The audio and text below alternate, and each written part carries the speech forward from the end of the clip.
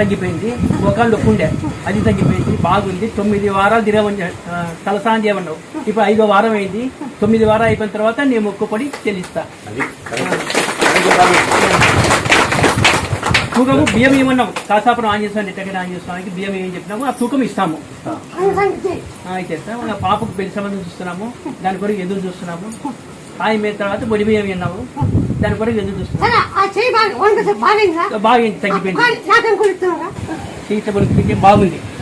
కాళ్ళు ఉప్పు కుంటుండే బాగుంది, బాగుంది, చాలా బాగుంది. ఇప్పుడు అసలు ఎక్కడెక్కడ చూపించి అన్ని ఊట వదులుకున్నాము.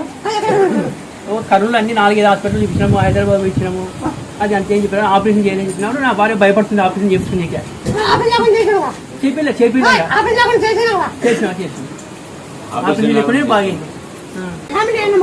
నమ్మకలేదే అవుతామమ్మ. ఈ అప్పలు వీళ్ళిద్దరే అయినా తీసుకొచ్చినాక